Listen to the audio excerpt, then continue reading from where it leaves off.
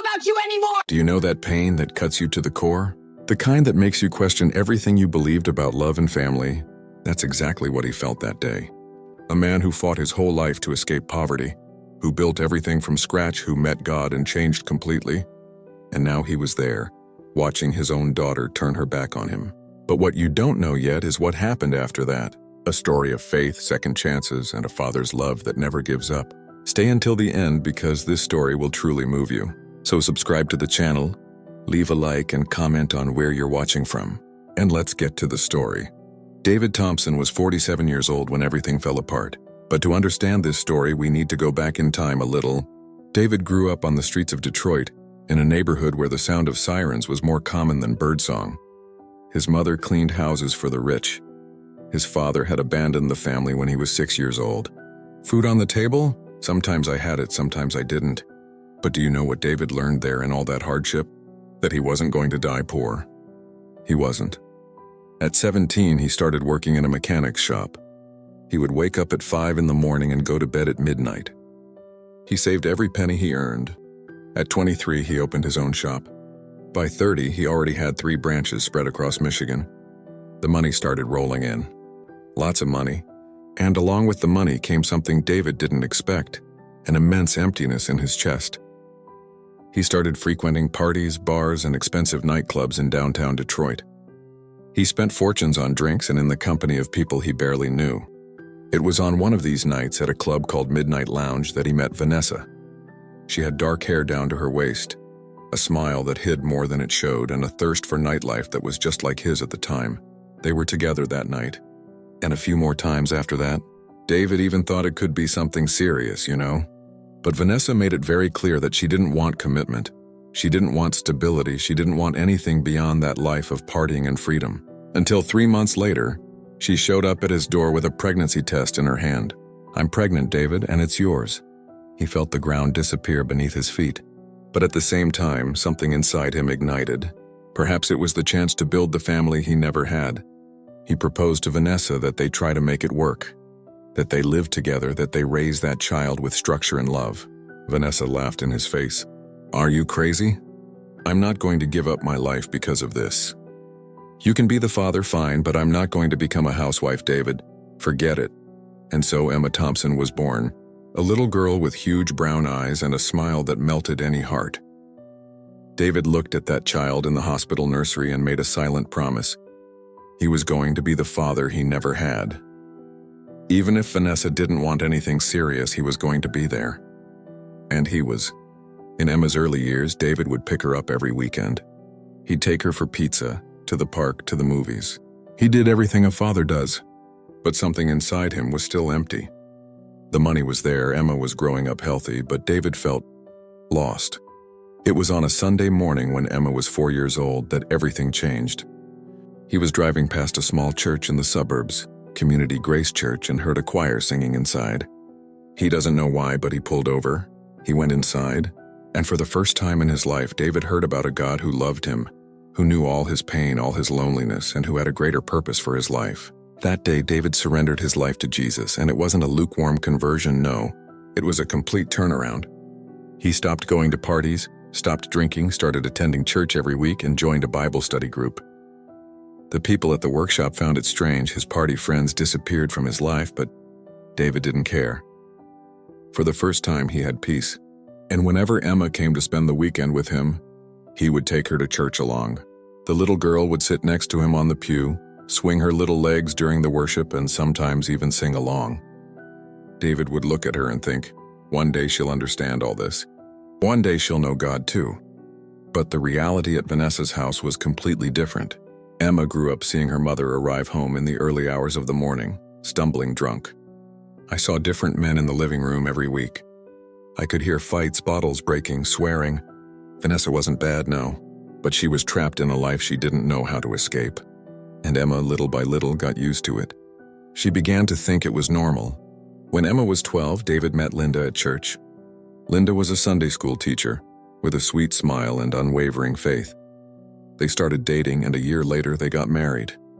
It was a simple wedding in the same church where David had converted. Emma was there in a pink dress holding the rings. David looked at his daughter that day, and thought that he had finally managed to build the family he had always dreamed of. Soon after, Linda became pregnant. Joshua was born, a boy with blonde hair and chubby cheeks. Emma, now 14, seemed happy to have a little brother.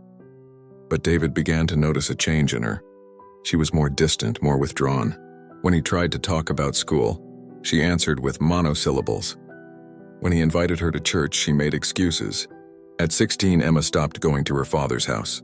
The visits became increasingly rare. David would call, text, but she always had something to do. "I have a test at school, Dad. I'm going out with some friends. I'm tired." David's heart ached every time. He talked to Linda about it, prayed for Emma every night, but the distance only grew. He didn't know it, but Emma was diving headfirst into the same life her mother had lived. Parties, drinks, dangerous friendships. Vanessa didn't care. For her, it was normal. It was freedom. Months passed. Then a year. David would see photos of Emma on social media occasionally. Her hair dyed platinum blonde, heavy makeup, clothes he didn't even recognize. Who is this girl? He thought. That wasn't the Emma who sat next to him in church. That wasn't his daughter. But he never stopped praying. Every night before going to sleep, David knelt beside the bed and asked God for Emma's life. "Lord, I know you won't give up on her. I won't give up either." It was on a Tuesday in March, almost 2 years after they had last seen each other, that David's cell phone rang. It was an unknown number. He answered. "Hello, Dad?" The voice on the other end was trembling, frightened. It was Emma. David felt his heart race. "Emma, daughter, is that you?" I need to see you, please." Sure. When do you want to come?" "Today now, can I?" David looked at his watch. It was noon. "Yes, you can. Come here." He hung up the phone, his hands trembling. Linda was in the kitchen preparing lunch. "What's wrong?" she asked, seeing his expression. It was Emma. "She's coming here." Linda dropped what she was doing and took her husband's hand. "God is faithful, David. Let's pray for her." An hour later, the doorbell rang. David opened the door and barely recognized the girl standing before him. Emma was 20 years old now, but she looked much older. Her face was pale, with deep dark circles under her eyes, and her bleached hair was brittle. She wore a torn leather jacket and dirty jeans. Her eyes, those brown eyes that had shone when she was a child, were now dull. "Hi, Dad," she said, her voice weak. David felt an immense pain in his chest, but he opened his arms. Emma hesitated, but eventually let herself be embraced. She was trembling. "Come in, daughter. Come here." They sat in the living room. Linda brought coffee and biscuits, but Emma didn't even touch them. Joshua, now 10 years old, ran downstairs, but Linda caught him and took him to his room. It was better to give them privacy. David sat on the sofa facing Emma. He wanted to ask a million things, but decided to wait. Emma fidgeted nervously with her hands, avoiding looking her father in the eye. I'm in a difficult situation, Dad," she began. Her voice came out broken, as if each word hurt. "I got myself into something, and now I don't know how to get out." David felt his stomach clench. "You can talk, daughter. I'm here." Emma took a deep breath, and then he began to tell his story. She said that for the past 2 years she had sunk into a world she didn't know existed. She talked about parties that lasted until dawn, about the wrong people she had started calling friends. He said he started using drugs, first just marijuana, then harder stuff. And he said that 6 months ago he had gotten involved with a group of drug dealers. I started selling to them to get money for my own drugs. But I messed everything up, Dad. I lost a shipment of theirs. It was a lot of money. "A lot? How much?" David asked, trying to keep his voice steady. Emma closed her eyes. Tears streamed down her face. $100,000. David felt like he'd been punched in the stomach. $100,000. He had that money, of course, but it was a fortune. And what hurt the most was knowing what situation his daughter had gotten herself into. "They said that if I don't pay by Friday, they're going to kill me, Dad. I'm scared. I'm very scared." Emma broke down crying. She was no longer the tough girl from her social media photos. She was a scared, broken, desperate girl. David felt his own tears welling up, but tried to control himself. "Emma, how did you let it get to this point?" She shook her head, sobbing. I don't know. I just wanted to feel free, you know? I wanted to live without rules, without anyone telling me what to do." And look where I've ended up. David ran a hand over his face. He wanted to hug his daughter and tell her he would fix everything. But at the same time, something inside him screamed that simply giving her the money wasn't going to solve the real problem. Emma didn't just need $100,000. She needed a complete change in her life. Dad, please. I know we haven't spoken in a long time. I know I've been a terrible daughter. But I'm begging you, lend me this money. I'll pay you back, I swear. Just help me this time. David looked into his daughter's eyes, and then with a broken heart, he said the hardest thing he had ever said in his life. Emma, I'm not going to give you that money. Her face froze. What? I'm not going to give you that money, David repeated, his voice firm but pained. Not like this. Emma jumped up. What do you mean you're not going to give it to me? Dad, they're going to kill me. Don't you understand? I understand, Emma. But if I give you this money now, what will change? You'll pay these drug dealers and then what? You'll go back to the same life? You'll continue using drugs, getting into trouble? I promise I won't. I promise I'll change. David shook his head, tears finally escaping. You won't change with just a promise, daughter. You need real help. You need to get out of this life. Emma was trembling with rage now. I can't believe you're denying me this. I'm your daughter. I could die. And it's precisely because you're my daughter that I can't just give you the money and pretend everything's okay. You're a hypocrite, she shouted. You sit there in your church thinking you're holy, but when your daughter needs you, you turn your back on her. Emma, that's not it. Yes, that's right. You chose your new family, your perfect wife, your perfect son, and you forgot about me. And now when I come to ask for help, you abandon me again. I never abandoned you, Emma. You're not my father anymore, she screamed, her voice tearing through the whole house. Did you hear me? I don't want to know about you anymore. Emma grabbed her bag and slammed the door so hard that the pictures on the wall shook. David stood there, frozen in the middle of the room, feeling the weight of the world crashing down on him. Linda ran down the stairs. David? He collapsed onto the sofa, covering his face with his hands. Did I do the right thing, Linda? Did I do the right thing? Linda sat beside him and hugged her husband. You did what God's wisdom showed you, my love. Now we need to trust. But trusting was the hardest thing at that moment. David spent the rest of the day in silence. He couldn't work, he couldn't eat. He sat in the living room armchair looking out the window at the street waiting. He didn't even know for what. For Emma to come back? For her to call? For her to realize he was only trying to help? That night, Linda touched his shoulder. Shall we go to church? There's a service tonight. David was going to say no, that he couldn't, but something inside him told him to go, so they went. Joshua stayed with a neighbor. David went into that church where he had met God so many years ago and sat in the last pew, his head down, his heart broken. Pastor Jeremy, a man in his 60s with gray hair and a gentle smile, stepped up to the pulpit. Good evening, brothers and sisters. Today I want to share with you one of the most beautiful parables that Jesus told, the parable of the lost sheep. David raised his head. Jesus said, Pastor Jeremy continued, that if a man has 100 sheep and loses one, he leaves the 99 and goes after the one that is lost. And when he finds it, he puts it on his shoulders, full of joy, and returns home. And when he arrives, he calls his friends and neighbors and says, Rejoice with me, for I have found my sheep that was lost. And Jesus concludes by saying that there is more joy in heaven over one sinner who repents than over 99 righteous people who do not need repentance. David felt tears streaming down his face. He wasn't crying from sadness. He was crying because suddenly everything made sense. God hadn't given up on Emma, and he couldn't give up either. But the way to get her back wasn't by making things easy. It was by showing her that there was a better way. At the end of the service, David remained seated while people were leaving. Pastor Jeremy came down from the pulpit and approached him. Brother David, is everything all right? David looked at him. Pastor, I need some advice. He told her everything. About Emma, about the $100,000, about the fight they'd had earlier. Pastor Jeremy listened in silence, nodding occasionally. You did the right thing, the pastor said when David finished. True love isn't about giving someone everything they want. It's about giving them what they need. And your daughter doesn't need money. She needs transformation. But what if something happens to her before that? Pastor Jeremy placed his hand on David's shoulder. You need to trust that God loves your daughter more than you do, and that He's in control, even when it seems like everything is falling apart. David returned home with a heavy heart, but a strange peace within him. Linda was already in bed but still awake. He lay down beside her. "Linda," he said in the dark, "I know what I need to do." She turned to him. "What?" "I'll help Emma, but not in the way she wants.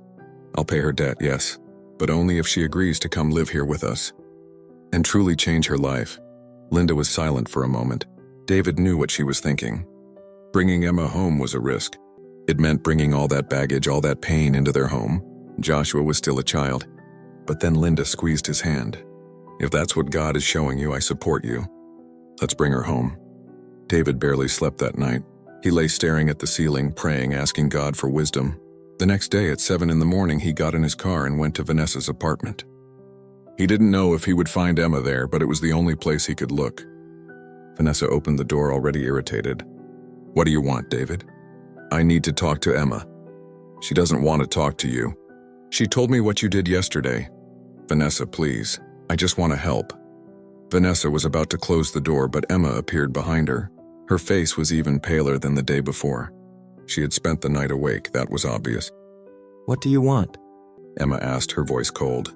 "I'd like to talk to you. Just 5 minutes, please." Emma sighed. "Mom, let him in." They sat at the same kitchen table where Emma had eaten breakfast her whole life. The apartment was a mess. Empty bottles, overflowing ashtrays, clothes strewn across the floor. David's heart ached at the thought that his daughter had grown up there. "Emma, I spent the whole night thinking," he began. "And I want to help you. I'll pay your debt." Her eyes widened. "Seriously?" "Seriously. But there's a condition." Her face hardened again. "I knew it. There's always a catch with you. Emma, listen to me.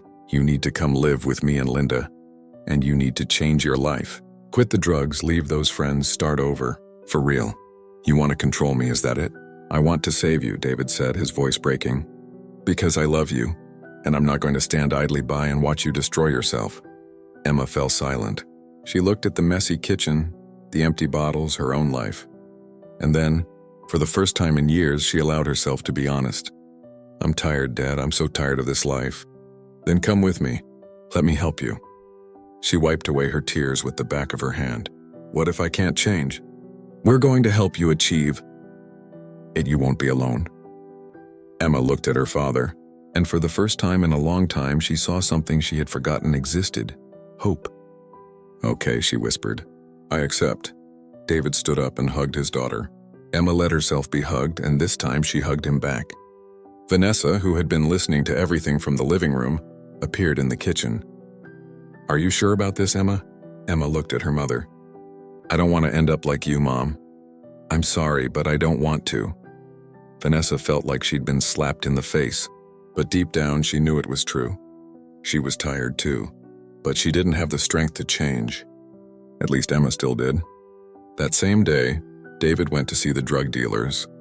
It was one of the tensest moments of his life.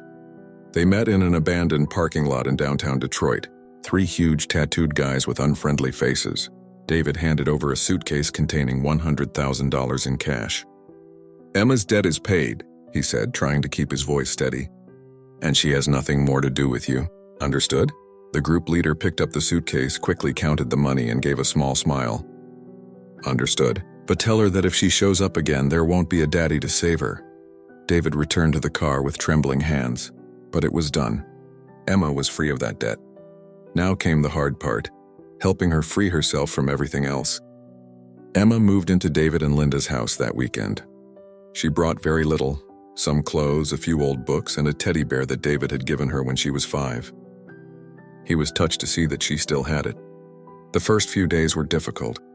Emma stayed locked in her room, fighting withdrawal. Linda brought her food. David sat outside the door, talking to her even when she didn't answer. Joshua, the 10-year-old boy, was confused by it all, but his parents explained that his sister was sick and needed help. 2 weeks later, Emma left her room. She was thinner, paler, but her eyes had a different sparkle. She went downstairs and found her family having breakfast. "May I sit down?" she asked shyly. "Of course," Linda said, pulling out a chair. "Sit here next to me." They had coffee together.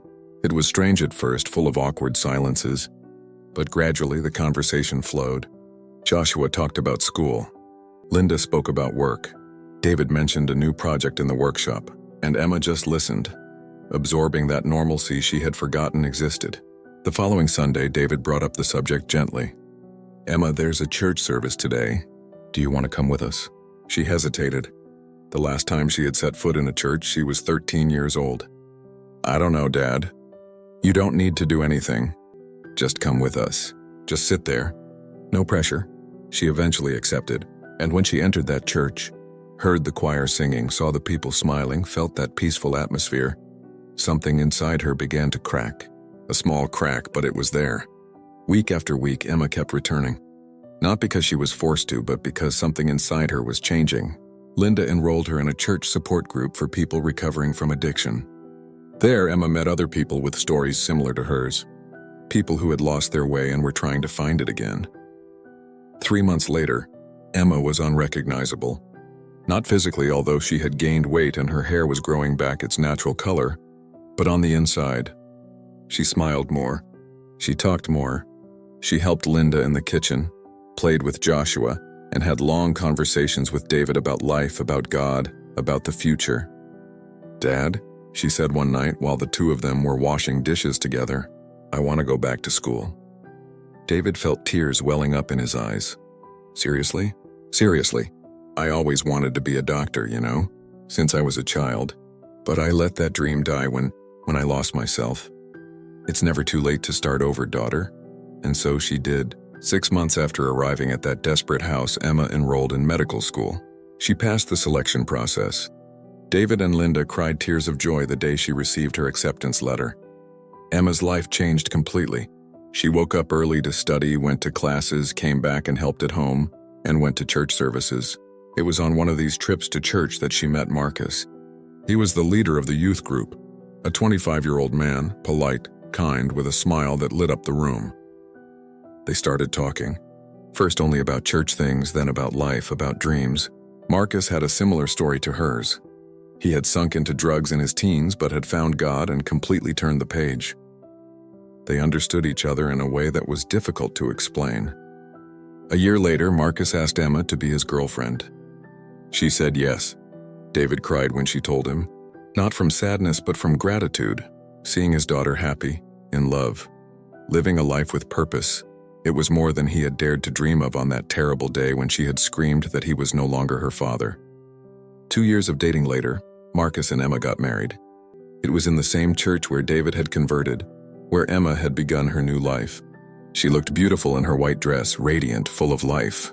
When David walked her down the aisle and placed her hand in Marcus's, he whispered in her ear, "I never gave up on you, daughter." "I know. Dad, I know." Emma graduated from medical school 4 years later. The graduation party was thrilling. Linda made a huge cake. Joshua, now a 16-year-old teenager, gave a funny speech about how his sister had stolen the bathroom from the house for hours studying, and Marcus was there, proud of his wife. But the most special moment was when Emma called her father aside and handed him an envelope. "What is that?" David asked. "Open." He opened it. Inside was a check for $100,000. "Emma, you don't need to." "I know I don't need to, Dad, but I want to. You paid a debt that wasn't yours to save me. Now I want to repay you. Not as payment, but as gratitude." David hugged his daughter tightly. "You've already repaid me in every way possible, daughter. You gave me something money can't buy. You gave me the joy of seeing you alive, happy, fulfilled." Today, 5 years after that terrible day, Emma is a doctor in Detroit. She works in a public hospital, treating people who often can't afford private treatment. She goes to church every Sunday with Marcus. They have a small but cozy house in the suburbs. And the best part? Emma is pregnant with her first child. When she told her father, David cried like a child. "You're going to be an amazing mother," he said. "I'll try to be at least half the father you were to me." David looked into his daughter's eyes, those same brown eyes he had first seen in the hospital nursery 27 years ago. But now they shone differently. They shone with hope, with purpose, with life. "Do you know what I learned from all this?" David said. "That true love sometimes hurts. Sometimes it means saying no. Sometimes it means letting the person fall so they learn to get back up. But in the end, love always wins. Always." Emma smiled through her tears. "Always, Dad. Always." This story is about something we sometimes forget. True love isn't just about giving someone what they want. It's about having the courage to do what's right even when it hurts. David could have just given her the money and that would have been it. But he knew his daughter didn't need $100,000. She needed a real second chance. And look, God honored that difficult decision. He transformed an impossible situation into a beautiful story of redemption. So if you're going through something similar, don't give up. Are there people you love who are lost? Pray, seek them, believe, because no sheep is too far from the shepherd's reach. If this story touched you, leave a like, comment on what you thought, and subscribe to keep hearing stories like this. A hug, and may God bless you.